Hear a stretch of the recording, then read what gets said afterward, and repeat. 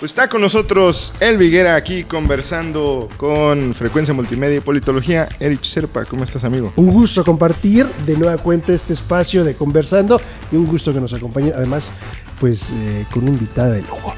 Invitadaza de lujo. Elvi Higuera, ¿cómo estás? Hola, Pedro, muy buenas tardes, noches, días, dependiendo de que nos vean en la frecuencia. Erich, querido, qué gusto coincidir con ambos, dos compañeros de los medios que admiro mucho, que respeto mucho su trabajo, pero sobre todo esta parte de la congruencia, que de pronto no es tan fácil de encontrar en los medios de comunicación.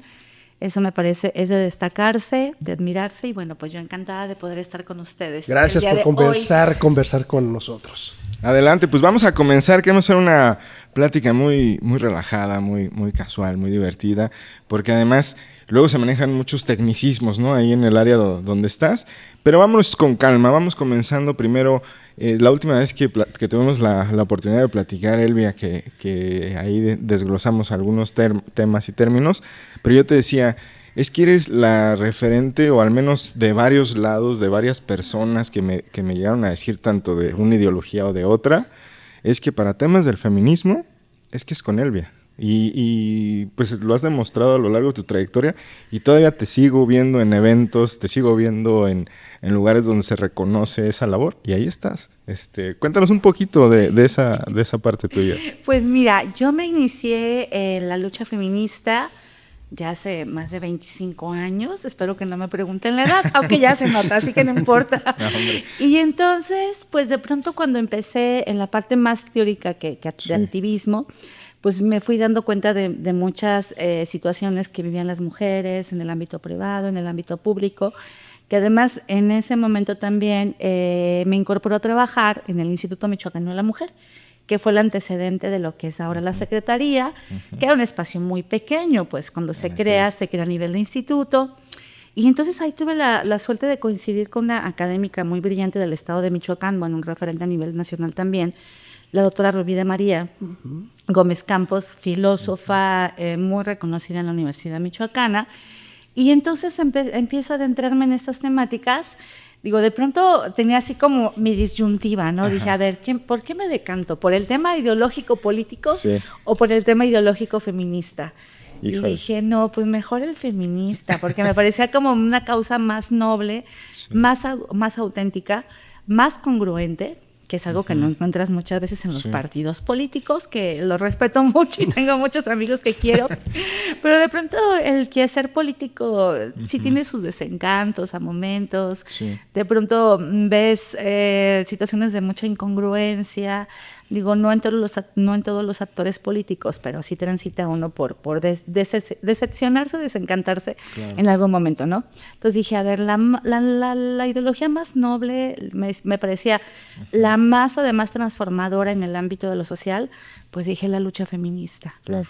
Y entonces a partir de ahí me empecé a adentrar en la parte teórica, ya luego me voy al activismo, que fueron esas primeras marchas donde salíamos a marchar, yo creo como 30 mujeres. Sí, más o menos para entender como el contexto, porque yo recuerdo ahí uno que de pronto se fue adentrando porque pues ya la conversación, los medios, las redes, la pandemia te va llevando a esos temas, pero pues es que viene desde mucho tiempo antes, ¿no? Más o menos cuál era el contexto. Exacto, cuál era el contexto de ese momento que marchaban 30 mujeres.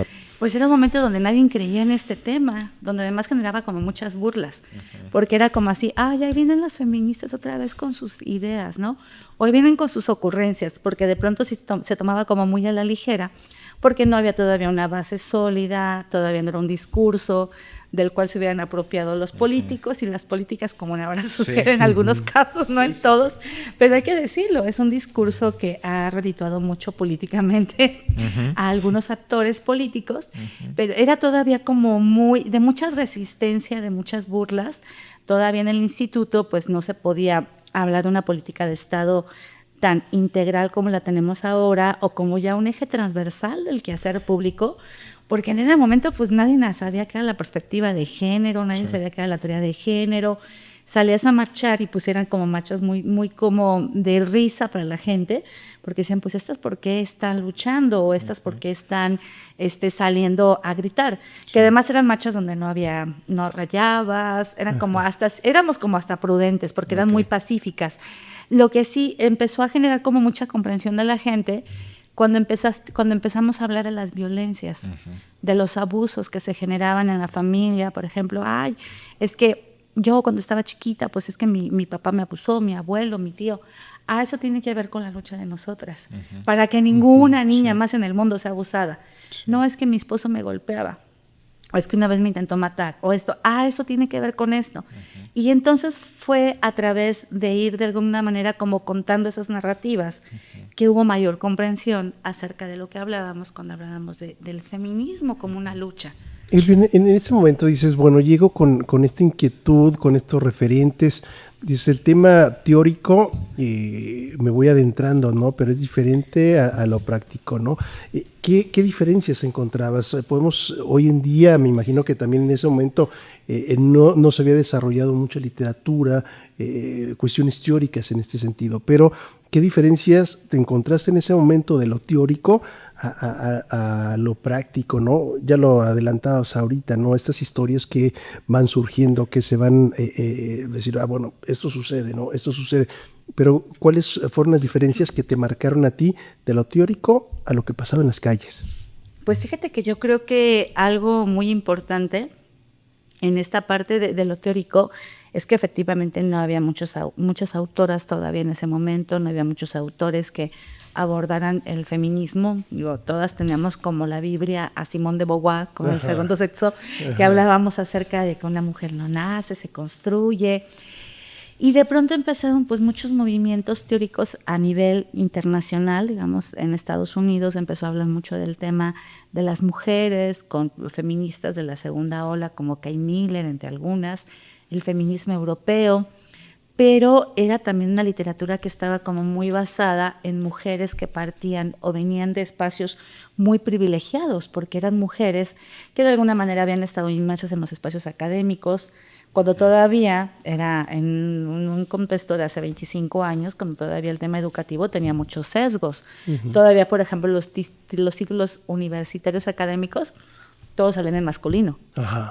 Ingeniero, María López. Arquitecto, Guadalupe Martínez, ¿no? O sea, todos salían en masculino, así era. En la universidad todavía no se hablaba en estos debates, se hablaba muy poco o en espacios muy reducidos. De pronto había que algún diplomado, que alguna especialidad. Pero también cuando te vas al campo de lo social, también te dabas cuenta que era una lucha que estaba como muy huerfanita, que no tenía como este consenso social. Digo, a mí a veces de pronto me impresiona, por ejemplo, cuando comparo las marchas de la diversidad con las marchas del 8 de marzo o el 25 de noviembre y las marchas de diversidad sexual, pues ves una diferencia porque las marchas de las mujeres usualmente suelen ser con mucho enojo, con mucho resentimiento, y las de la diversidad son muy alegres, a pesar de que también transitan por experiencias de mucha violencia, o sea, a pesar de que también están en entornos de mucha discriminación todavía, de mucha violencia, pues tú las ves como más alegres, más divertidas. La pachanga. La pachanga, pero creo que tiene que ver justamente con esta diferencia de lo que las mujeres viven en cuanto a su experiencia de vida. Y creo que eso pues te va como marcando una diferencia entre lo que es la parte teórica, que nos ha servido para posicionar una agenda de Estado, pues todavía lo que es la realidad de las mujeres, Erich. Todavía si ves las estadísticas, pues muchas mujeres siguen viviendo violencia. Digo, tenemos una mujer presidenta que yo hace 25 años nunca pensé que lo fuera a ver, porque decían, no, pues en un país tan machista, ¿cuándo vamos a tener una mujer presidenta? Que fuéramos una democracia, que hubiéramos logrado tener una mujer presidenta, digo, frente a una democracia, por ejemplo, como la norteamericana, que está mucho más consolidada, digamos, tiene canales un poco más consolidados, pero en México logramos una mujer presidenta. A mí yo de verdad pensaba que nunca iba a ver eso. Yo creo. Y ni pensaba, yo dije, no, yo me voy a morir y no voy a ver una mujer presidenta. Que ahora, pues la apuesta es que en Michoacán tengamos una mujer gobernadora, ¿verdad? Todos los perfiles son buenos, y por si me preguntan, todas son buenas. Pero se ha caminado entonces, se está caminando en pasos sólidos, firmes en este tema, porque además no es exclusivo de mujeres, ¿no? Creo que debemos entrar todos y todos. Todos y todas, así es. Y yo creo que otra bondad también de esta, digamos, parte teórica del feminismo, pues que también ha puesto sobre el debate, sobre la parte teórica, el análisis, lo que pasa con los hombres también en este modelo. También, pues, el ser hombre tiene costos altísimos, o sea, el tema de diferentes... Bueno, nos cambió el rostro, ¿eh? Sí. ¿Por qué? O sea, se nos borró la sonrisa. No, porque tiene costos muy altos, por ejemplo. Esta construcción de la masculinidad, si ustedes también ven las estadísticas, por ejemplo, de los hombres jóvenes y mujeres jóvenes, mueren más hombres en edades de la adolescencia que mujeres. Que tiene que ver con el constructo de la masculinidad, donde tienes que estar demostrando constantemente pues que eres bien valiente, bien arriesgado, bien macho.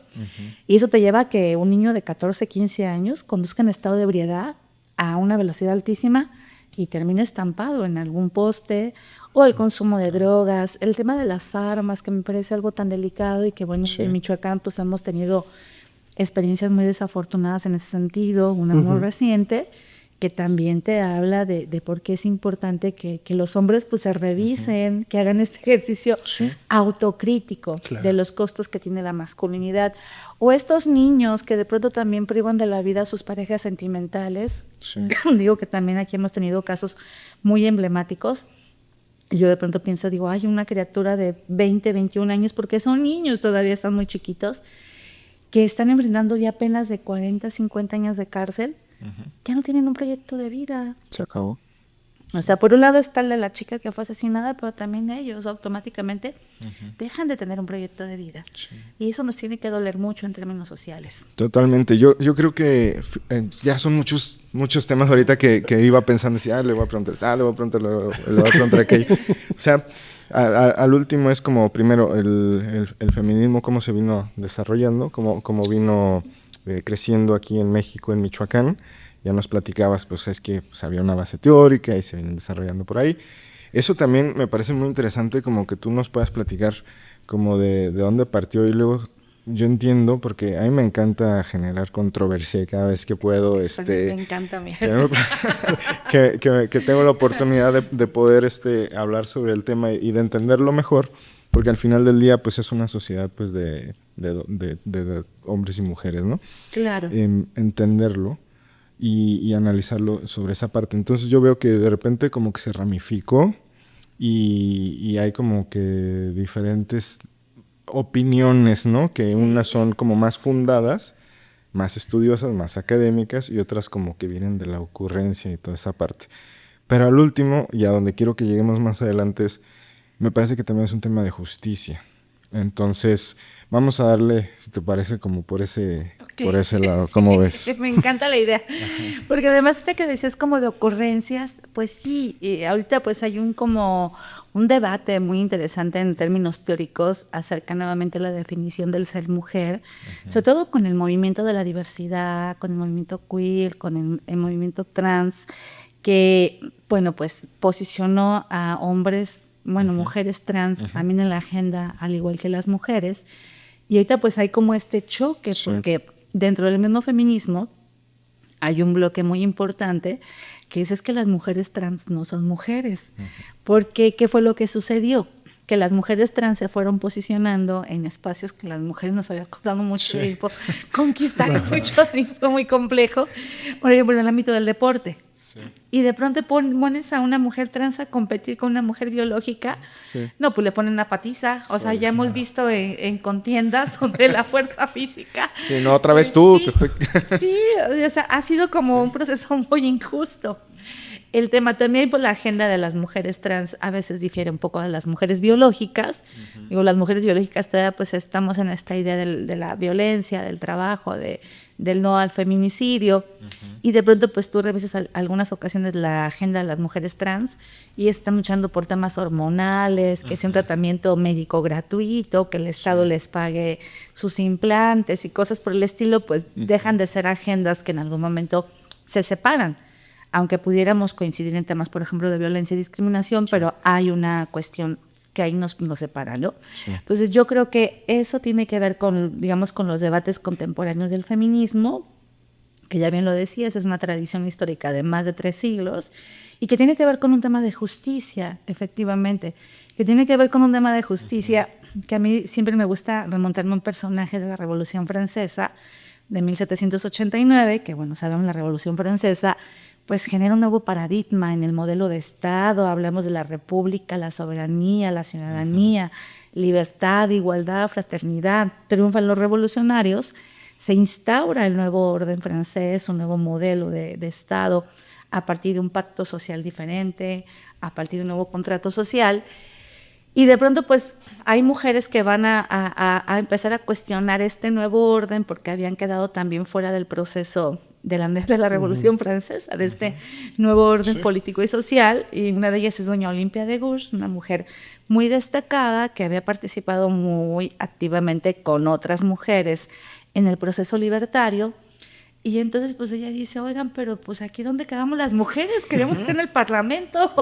Y la revolución. Sí, y la revolución como que no nos alcanzó, ¿no? Sí. No nos hizo justicia. Sí. Que pasa mucho con el movimiento de izquierda también. Bueno, con todas las ideologías políticas, que de pronto se pierda y se diluye a las necesidades de las mujeres. Y entonces ella dice, oigan, ¿pero qué pasó? Pues también nosotros le entramos al movimiento revolucionario, ¿no? Y entonces ella decía, así como los hombres y las mujeres tenemos garantizado el principio de igualdad para morir en la guillotina, que ahí sí ambos iban a que les cortaran el cuello, decía, pues también queremos ese principio de igualdad para que la voz de las mujeres sea escuchada en la tribuna del nuevo Parlamento francés. Se instaura el nuevo orden democrático, viene una época muy caótica en Francia, la Francia postrevolucionaria, y en 1791, en contraposición a los derechos del hombre y del ciudadano, que es un documento jurídico bellísimo, pues de hecho de ahí se inspiró Morelos para los sentimientos de la nación. Ese fue como, digamos, el sustento ideológico para muchos movimientos de independencia de muchas colonias, entre ellas México. Entre ellas fue un pensamiento que también influyó por el proceso de independencia en México, que era, pues, digamos, como la base jurídica, filosófica, política, que iba a sentar las bases de los estados modernos, la Declaración de los Derechos del Hombre y del Ciudadano. Pues ella en 1791 escribe la Declaración de los Derechos de la Mujer y la Ciudadana. Y entonces en su artículo primero, pues establece el principio de igualdad jurídica entre el hombre y la mujer. Digo, no me imagino cómo los revolucionarios franceses han de haber reído de esta señora, porque imagínate ustedes, pero pensar en la posibilidad de que los hombres y las mujeres podríamos ser iguales ante la ley, pues era un pensamiento sumamente avanzado. Bueno, en México va a ser hasta 1974, o sea, van a pasar varios siglos, que se iba a modificar el artículo 4 de la Constitución. Van a pasar siglos. Y entonces ella escribe esta Declaración de los Derechos de la Mujer y la Ciudadana. Obviamente eso pues hace incomodar, molestar más a Robespierre, a Moret, que habían sido ideólogos de la Revolución Francesa. Y así como que dijeron, no, pues esta señora pues ya nos está generando muchos problemas. Esta señora ya está alborotando un poco, así. Sí, esta señora ya siéntela, por favor. Y entonces en 1793, en noviembre de 1793, la condenan a morir en la guillotina. Vaya. Nunca pisa el Parlamento francés, pero sí muere guillotinada, justamente por órdenes de Robespierre. Entonces, claro que tiene que ver con un tema de justicia. Porque si pensamos cuántos siglos han pasado para que las mujeres seamos consideradas tan solo como seres pensantes y ciudadanas, considerables. Fue muchísimo tiempo.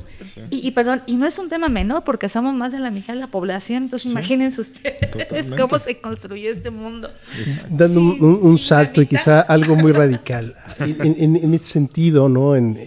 Haciendo pues quizá o aplicando esto a México, ¿hay justicia para las mujeres hoy en día en nuestro país? Hijo. Mira, yo creo que sería muy injusto decir que no. Yo creo que sería como muy, digamos, también dejar de reconocer los avances. Y creo que éticamente es adecuado reconocer que ha habido avances importantes, Erich, que ha sido a fuerza y a punta de sentencias, ¿eh? Ahora sí que a punta y también de periodicazos. Sí. Así como que, órale. Sí, ¿no? Ha sido a punta de las cosas que se han visibilizado en cuanto a los temas de injusticia. Han sido también a partir de que las mujeres han contado como estas historias de dolor que no están en un marco normativo. Por ejemplo, cuando pensamos en las mujeres asesinadas en Ciudad Juárez, que fue un fenómeno profundamente doloroso, yo digo, aquí en México, una herida abierta, como sigue siendo el tema de los desaparecidos en el marco de la Guerra Sucia, que sabemos que fue una etapa catastrófica en este país, terrible, como sigue siendo los chicos de Ayotzinapa, que también nos siguen todavía doliendo, yo digo, porque son situaciones que no podemos estar como al margen del sentir y del pensar de qué fue lo que pasó con más de 40 chicos, o sea, ¿cómo puedes desaparecer a la comunidad completa en esas condiciones, ¿no? Una comunidad de jóvenes, adolescentes, ¿no? El tema de los desaparecidos de la Guerra Sucia, que fue también algo pues profundamente terrible de todo lo que se cuenta ahora en ese tema de los vuelos de la muerte, el tema de cómo a partir de estos procesos se han generado cambios en México.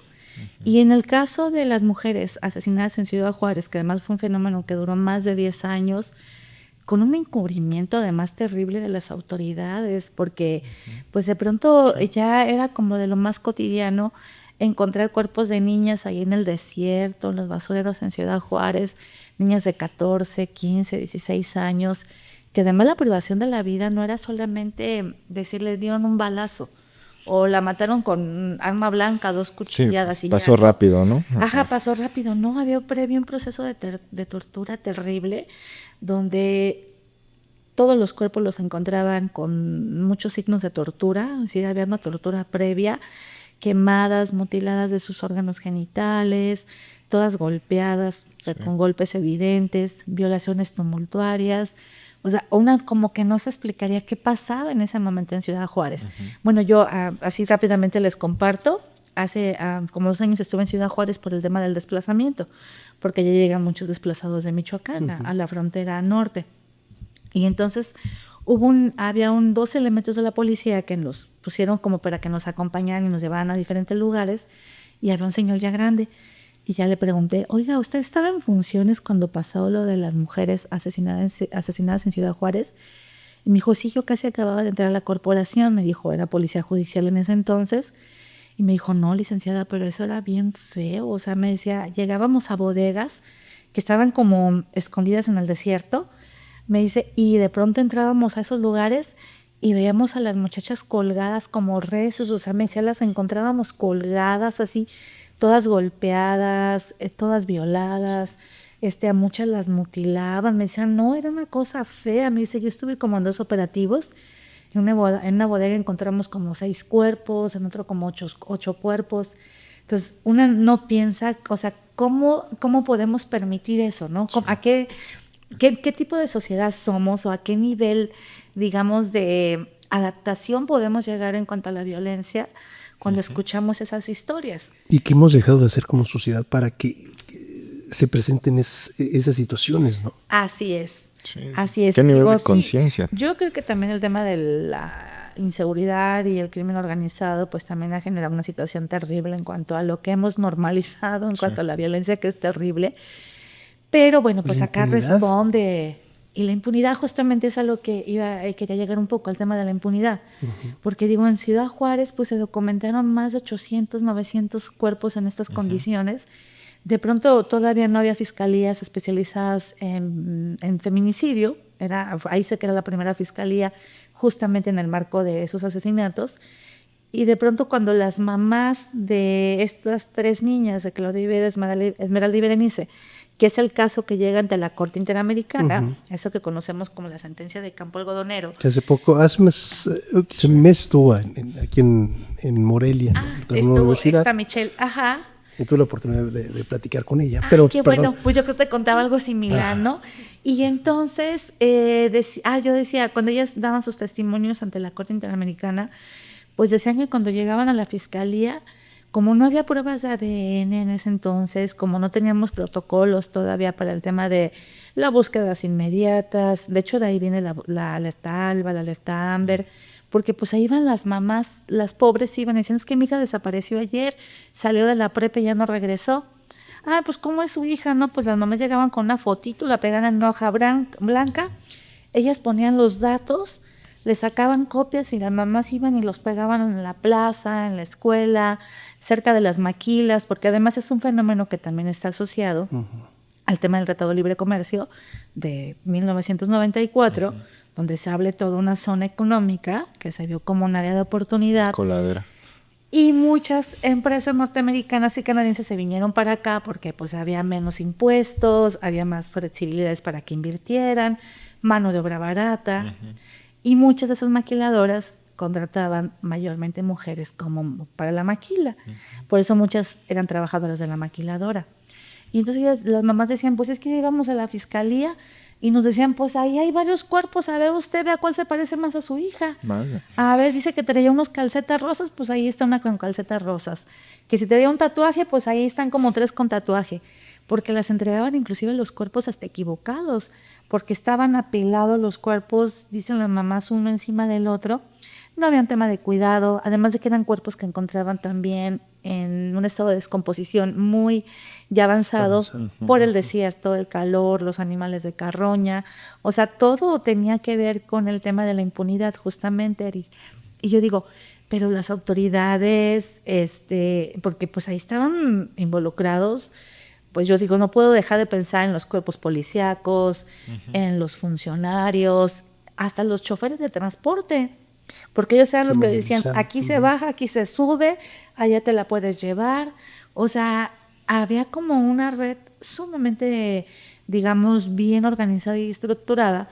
Pues digo, una red tan funcional que fueron casi 900 mujeres asesinadas y nunca tuvimos un detenido. Sí, claro. Bueno, hubo 2 chivos expiatorios, pero no sirvieron de mucho. A veces nada más es el consuelo. Y es evidente, o sea, como, por ejemplo, tú hablas de las redes de transporte, pues obviamente se dan cuenta, o sea, obviamente tienen forma de conocer, de identificar, de saber en qué momentos, quién se mueve, quién va por acá. O sea, sí es un nivel de impunidad impresionante. Y yo lo quiero comentar, el nivel de inconsciencia también. O sea, hablabas de una adaptación a eso, que es a lo mejor como no me quiero enfrentar a esa problemática, pero también es la desconexión que tenemos que tener para sobrevivir. O sea, creo que al último termina siendo como un método de defensa. Ahora que tú estás en Apatzingán, pues me imagino que también hay una forma de adaptación al entorno, al ambiente. Cuéntanos eso, cómo lo vives desde tu postura, desde tu trinchera. Pues fíjate que sí es una región compleja.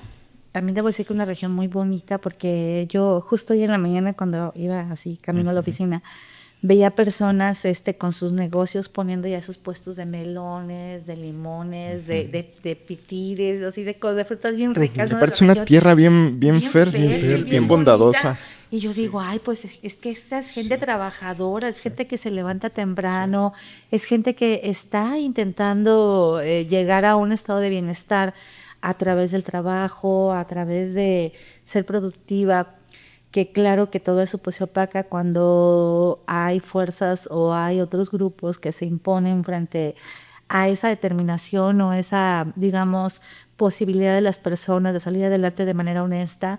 Pero también es una zona que ha sido muy castigada, que tenemos una historia además muy compleja, sobre todo los municipios de Aguililla, de toda esa zona donde han emergido pues figuras muy muy famosas, muy icónicas, ¿no? Muy representativas en el tema del crimen organizado, el cultivo de la marihuana, que era algo muy común, pero que era pues hasta un tema como productivo porque incentivaba el desarrollo. Pero pues ya con el tema de la droga sintética cambia totalmente la lógica. Y entonces, bueno, y además con las organizaciones que se van conformando en aquella región, pues es lo que viene digamos, a generar mucho desorden, mucha violencia. Y algo que me parece bien curioso en esta lógica de la adaptación, como dices, Pedro, es que, por ejemplo, cuando van a detener a alguien o hay algún operativo, se corta la señal del teléfono. Pero, o sea, te la cortan. Digo, en el periodo que he estado allá me ha pasado como 4 veces que estamos en la oficina. Va a suceder algo. Así, Es como la alerta. Pero además no te das cuenta, o sea, pero ya no te das cuenta de nada porque todo el Bloqueo. principio Se detiene. o sea, nada, no fluye nada de información, pues no puedes escuchar las noticias, no puedes estarlas viendo, porque te cortan toda la señal de internet, todo, o sea, todos los medios de comunicación se paralizan. Y entonces pues no sabes qué está pasando, pero es así como por horas. Antier nos pasó, creo que fueron como 4 horas que no tuvimos señal. O sea, no te puedes comunicar para nada. Pues la gente ya está muy habituada, porque yo les decía, oiga, pero aquí a algún lado donde nos podamos mover. No, a ningún lado, mejor ni se mueva. Mejor ni te muevas, exacto. Sí, mejor ni se mueva. Y yo, bueno, pero son estas cosas que te vas adaptando, porque pues sabes que así es como la lógica, o sea, luego no sabes si es el mismo ejército, no sabes quién puede tener la capacidad para inhibir las señales de telecomunicación, porque inhiben todas las antenas, o sea, no hay manera de comunicarte, ocupas trasladarte a otro municipio para poderte comunicar, porque no hay manera de comunicar. Hay inhibidores que son a nivel como local, o sea, como a nivel un evento, una cuadrita, tú puedes hacer comprar el aparato y se hace la inhibición de la señal, pero ya a nivel municipio ya son cosas municipio y más allá, porque además te mueves así poquito hacia las orillas y no agarras señal, no. Y además hablando de esta zona geográfica, ¿no? Muy en específico, muy particular, ¿no? Que tiene. Pues, Pedro lo llevó muy bien, ¿no? Este tema de adaptación, ya nos ubicó, ¿no? Ya nos ubicamos en Apatzingán, pero bueno. Ya me fui hasta allá. Y aprovechando, si él iba caminando a la oficina, ¿no? El tema de los retos, ¿no? Hablar de esta nueva aventura también en lo profesional, lo platicamos, Pedro. Bueno, ¿cómo al momento de hablar con él, de qué vamos a hablar, ¿no? Ya hablamos un poco este tema del feminismo, seguramente vamos a llegar al tema de la academia, vamos a hablar un poquito de política, pero ahora llegas a Apatzingán con un proceso, ¿no? Hablar de los nuevos retos del poder judicial de Michoacán, estas modificaciones que se han dado a grosso modo, y tampoco es la intención, ¿no?, que tenemos en este espacio de conversando, pero sí es importante hablarlo. ¿Cuáles son estos desafíos, Elvia, en esta nueva aventura profesional de tu vida? No, si queremos grilla también. ¿También? No es cierto. Mira, yo los veo en 2 sentidos, internos y externos. Los desafíos internos es que ahora con el Tribunal de Disciplina Judicial, muchos comportamientos que se habían como naturalizado, también normalizado al interior del Poder Judicial, se están cambiando. Por ejemplo, había historias que yo llegué escucho de jueces que habían sido acosadores toda su vida, de jueces que tenían hijos que con la secretaria, que con la proyectista, o sea, cosas por el estilo. Y ahora, muchos de ellos ya están fuera, pero algunos todavía que se mantuvieron porque no salieron en este proceso electoral, pues ya tienen si hay una queja, hay una denuncia que esté como parte del procedimiento, están siendo sujetos de investigación, lo cual me parece muy bueno. Así es. Porque además algo muy común que también se comentaba era el tema de las chicas meritorias o los practicantes que luego van a hacer su servicio. Sí. Y pues de pronto tenían que ser como medio sobrellevando los comentarios que del proyectista, del actuario, del secretario, de todo el mundo. Pero ahora creo que se está intentando poner mucho orden. Y eso me parece muy ético. Porque yo decía en una conferencia que di en el Poder Judicial, yo decía, es que bajo ninguna circunstancia, y había muchas niñas jóvenes que habían ido, y yo les decía, su cuerpo no puede ser la moneda de cambio. Su cuerpo no puede ser el instrumento mediante el cual ustedes obtengan un beneficio laboral cuando por derecho les corresponde. Porque ya hicieron un curso, porque ya pasaron una convocatoria, porque ya fueron evaluadas. Claro que tienen derecho de estar ahí, al igual que en cualquier espacio. Entonces ya su cuerpo no puede ser el instrumento de cambio, que es algo que ha sido muy complejo de erradicar las dependencias de casi todas. Es que al último sí puede ser una ventaja como competitiva. O sea, si tienes dos personas con el mismo nivel tal vez cognitivo, intelectual, de capacidades, pues algo los puede diferenciar y lamentablemente en muchos casos creo que todavía se mantiene esa parte, ¿no? La parte física. Así es. Y en la parte, digo, eso es también la otra, la cuestión del manejo, por ejemplo, de algunos señalamientos que luego se hacían de que los jueces recibían lana o dinero, que también, digo, estando dentro, pues te das cuenta de que tenemos marcos normativos que te dan para muchas cosas. Entonces, igual, pues ahora entiendo por qué muchos jueces o juezas se veían tentados a recibir dinero, sobre todo en la materia penal, que es una materia pues que tiene que ver con muchas cuestiones delicadas. O sea, pues es que si puedes tú ahí como hacer interpretaciones muy acordes a beneficiar a alguien, dependiendo, ¿no? De cómo quieras tú emitir una resolución, una sentencia. Entonces, creo que también eso es algo que se está cambiando internamente. Creo que el tema de la transparencia, el tema de las sentencias, digamos, muy apegadas a los marcos normativos, es algo que se está cuidando mucho, porque además te digo, el Tribunal de Disciplina sí anda con una, digamos, con una convicción de sí sancionar, de sí generar ese tema de pues inclusive de inhabilitaciones a quien incurre en una falta. Entonces yo digo, ay, pues no manches, yo digo porque fue bien costoso la campaña. Bueno, para una, pues, porque aquí no tuvimos financiamiento, bien desgastante. Sí, nos consta. Y que arriesgues ¿Lo tu disfrutaste? espacio. Fíjate ¿Lo que sufriste? sí. El antes. En algún momento. Sí, porque me fui a hacer campaña a Aguililla, me fui a hacer campaña a Cualcomán, a Buenavista. Donde no, sí no fui a Chinicuila. Ajá. No, la verdad es que ahí se complicado. me daba un montón de miedo. Esas cosas que dicen que ponen en el piso y que luego truenan. Ajá. Ahí sí me daba mucho miedo porque estaban ¿Y poniendo... no son globos? No son globos, pero esas como minas, ¿no? Que luego te ponen y decían, no, donde vaya pasando y me toque una, no, pero ¿qué? Diosito, no. Entonces ahí sí no fui, pero todos los municipios de Tecalete, me fui hasta Churumuco, Ah, mira. toda aquella zona, sí lo disfruté, pero sí también fue muy cansado, porque además pues fue una campaña sui generis, digamos.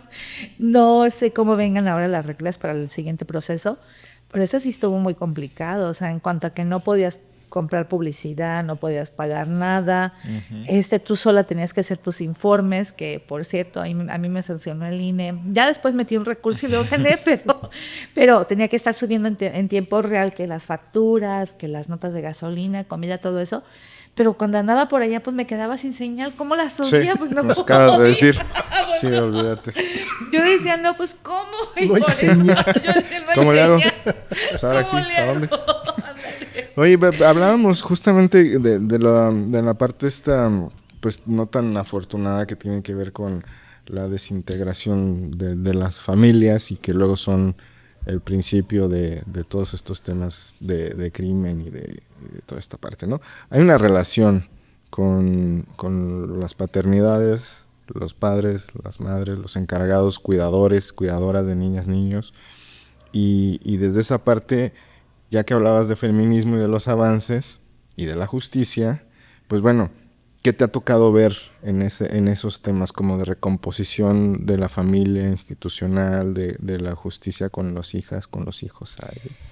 Pues mira, yo veo avances muy importantes porque todavía hace yo 15 años, 20 años que yo empecé a litigar la materia familiar, que es una materia que me gusta mucho. Por ejemplo, en los casos de divorcio, en Michoacán teníamos como 12 causales de divorcio.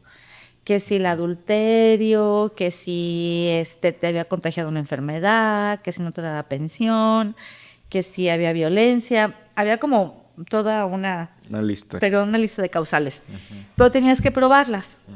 Entonces, si yo decía, es que me quiero divorciar de mi pareja porque me engañó, tenía casi que seguirlo al motel, Sí. encontrarlo en plena diversión Y llevarlo al juzgado. y llevarlo al juzgado. O sea, pero además no podían ser fotos, porque luego los juzgadores decían, no, es que si es una foto, se puede manipular muy puede fácilmente. truquear. Ajá. Entonces nos decían, no, tiene que ser un video, tiene que ser algo más explícito. Válgame. Entonces imagínate, pues era casi imposible, ¿no? Porque Ahorita menos, o sea. para que tengan cuidado. Cuidado. No, ahora con inteligencia artificial, imagínate. Imagínate con la inteligencia artificial, pues sería una locura. Así pasaba con muchas causales, ¿no? Que si había violencia, pues había que presentar denuncia. Pero pues ibas al Ministerio Público y decías, es que una denuncia por violencia. Ay, señora, pero pues es que usted también tiene la culpa, vea, se la pasa toda cochina, no limpia la casa, los chiquillos y demás, y no había denuncias. Entonces era bien difícil acreditar. Ahora tenemos, por ejemplo, un divorcio sin expresión de causa, que es muy rápido, que basta con que una de las partes lo solicite, y entonces, bueno, ya se procede. Eso me parece que ha sido un avance importante. En el tema de la pensión, ahí sigue siendo también un tema bien complejo, porque, ay, de verdad que yo digo, mejor no tengan criaturas, señores. Si no las quieren mantener, no tengan criaturas. Es que, bueno, quien tenemos hijos o hijas, sabemos que hay un tema, pues, muy, digamos, cansado, es costoso, tenemos que tener muchas atenciones, esto que decías, el tema de los cuidados. Ahora decimos paternidades amorosas, acompañantes, responsables, pero todavía hace 15 años, 20 años, pues era bien común que el papá tuviera acá una familia, otra por allá, chiquillos en el otro pueblo, en el otro rancho. O sea, había como esa parte de tener como muchas familias, un solo señor, y no se hacía responsable de una. De ninguna, perdón. O a veces, con suerte, nada más de una. Pero todos los demás niños crecían allá como podían, sin tener ningún tipo de responsabilidad. Algo como así esta película de Los Soler, esta que es con Pedro Infante de la Oveja Negra, que hay una escena que me parece muy curiosa, donde llega a un pueblo y todos los chiquillos con él decirle, padrino, debe dinero. Pues, todos eran sus criaturas, pues así, padrino, debe dinero. Eso pasaba con el tema de las paternidades. Ahora vemos que ya hay más mecanismos para presionar a quien no cumple con la pensión alimenticia, pero digo, también me parece como muy cuestionable porque digo, ¿por qué tendríamos que estar generando como más mecanismos sancionadores y no apostarle al tema de una conciencia, al tema más educativo, más formativo? Porque también no sé si quitarles. ¿Y de dónde debe de salir eso? El tema de cambiar ese chip, el tema de ir generando pues otros ambientes, otros contextos, ir generando otras culturas de estas, o buscando estas paternidades responsables y dejar estas paternidades irresponsables, ¿no? Pero cómo ir cambiando este chip, estos argumentos, reeducarnos en ese sentido, y a quién le corresponde. Pues yo creo que es un tema de corresponsabilidad. Tiene mucho que ver el modelo educativo, claro, que me parece que ahora con estos nuevos contenidos que se han creado a partir de la nueva escuela mexicana, vienen como algunos temas muy interesantes.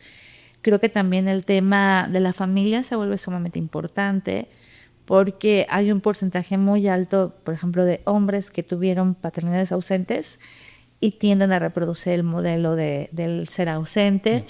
Yo también digo, aquí, y yo sé que a lo mejor muchas mujeres que me escuchan me van a colgar, pero también digo, pónganse listas de quién va a tener una criatura, porque en un tema de preparamiento, fíjate.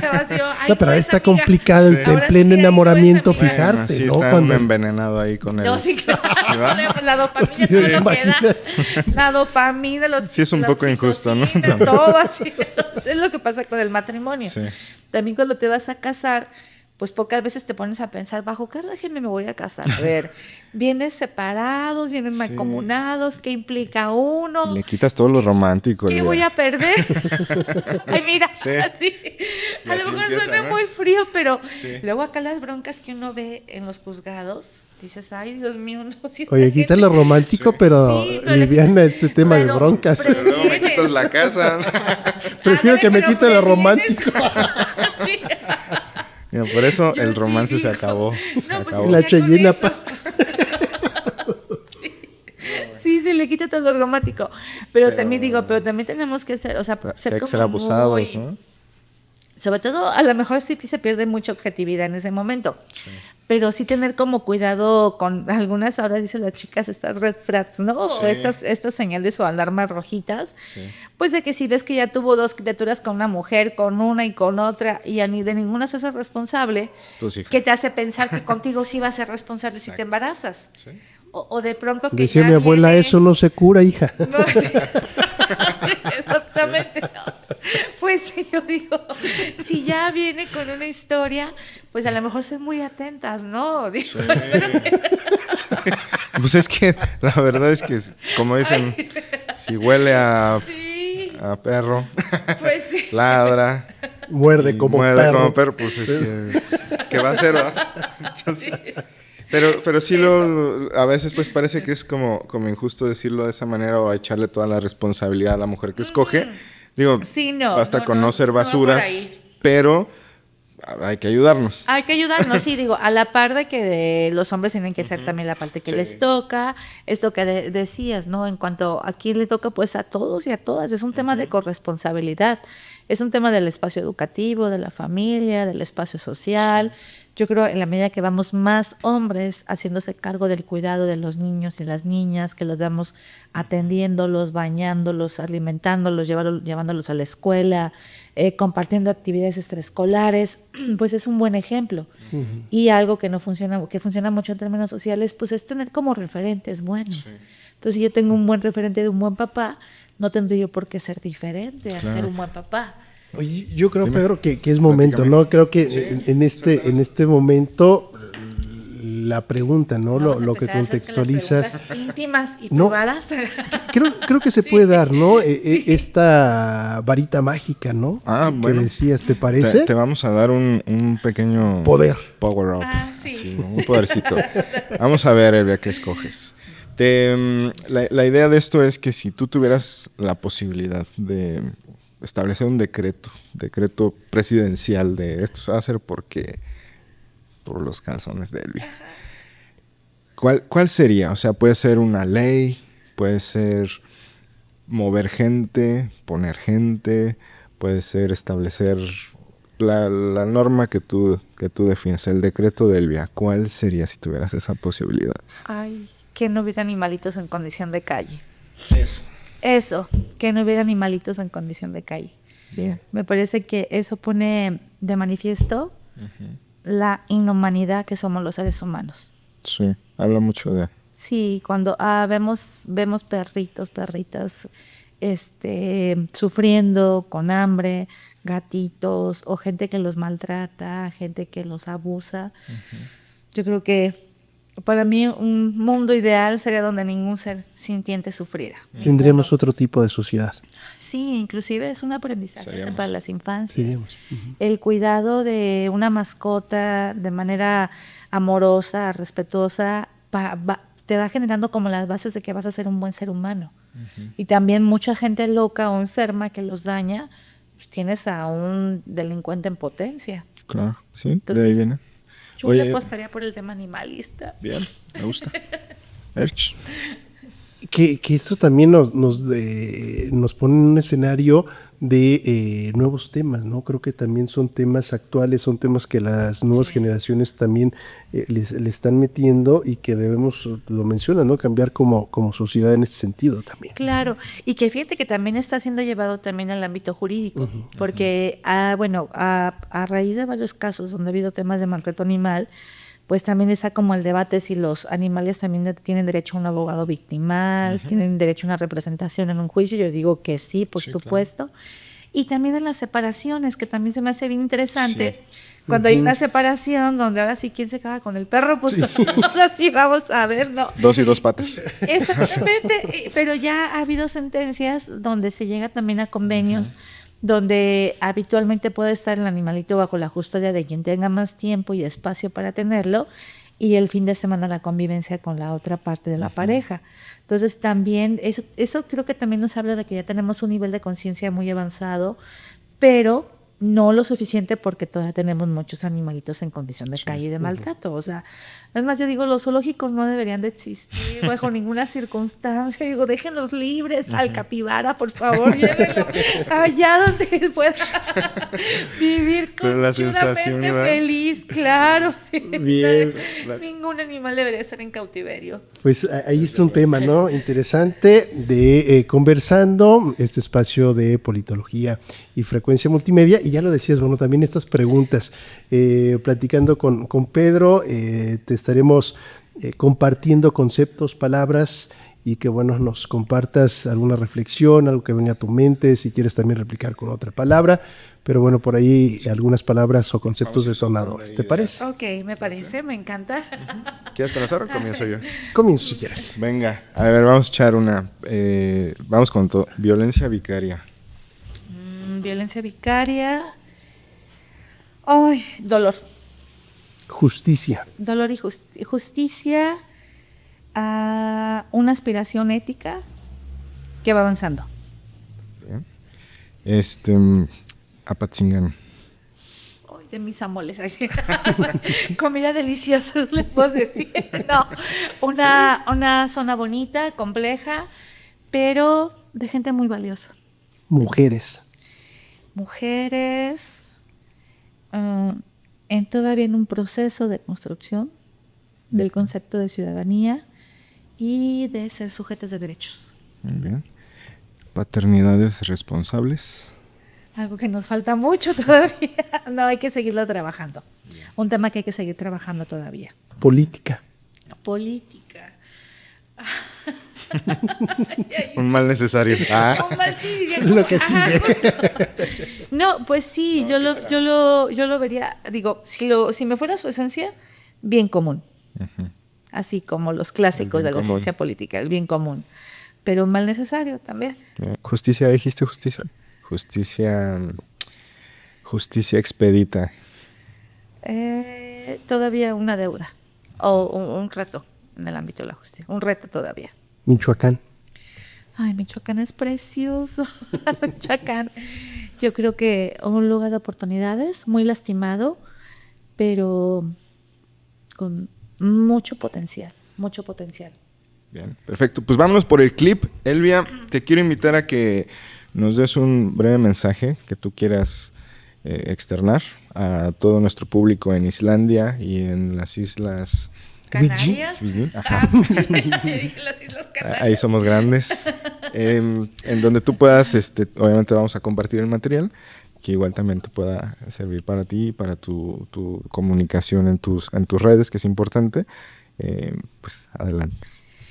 Ay, bueno, pues un mensaje que yo pudiera dar es especialmente a la gente joven que abracen una ideología, que abracen una lucha, una causa social. Yo creo que eso nos humaniza, nos dignifica mucho como seres humanos, especialmente en un momento donde las juventudes se encuentran muy atrapadas por el tema de las redes sociales, esta información tan rápida que de pronto les hace perder el sentido de la vida. Yo creo que es bien importante que busquemos un propósito en la vida a través de abrazar una causa noble, que puede ser la ambientalista, la animalista, la feminista, cualquier lucha que les guste, porque creo que eso les dará un propósito de vida, pero sobre todo les va a permitir aportar algo, aunque sea bien poquito, pero que es muy significativo para cambiar todo aquello que todavía necesitamos cambiar en términos sociales y humanos. Pues Elvia Higuera, señores y señores, muchísimas gracias por estar con nosotros y compartir este espacio aquí, conectando con Frecuencia Multimedia y Politología. Erich, ya nos vamos. Ya nos vamos. Como siempre, un gusto escucharte, poder compartir, y gracias, Elvia, por pues estar aquí conversando con nosotros. Ojalá me vuelvan a invitar, ¿eh? Siempre. A mí se me fue bien rápido el tiempo. Sí. No sé qué le pusieron esta visita, pero se me fue muy rápido. Ay. Espirituosas, bebidas espirituosas. Y muchas gracias por los quesitos, ¿eh? Muchas gracias, con mucho cariño, y muchas gracias por la invitación. Gracias. Bueno, pues vámonos entonces. Vámonos. Vamos a la próxima. Listo. Qué bonito programa, chicos, ¿eh? Estuvo súper padre, súper bonito. Me gustó. Calorcito, ¿no? Ah, no, sí te digo que está.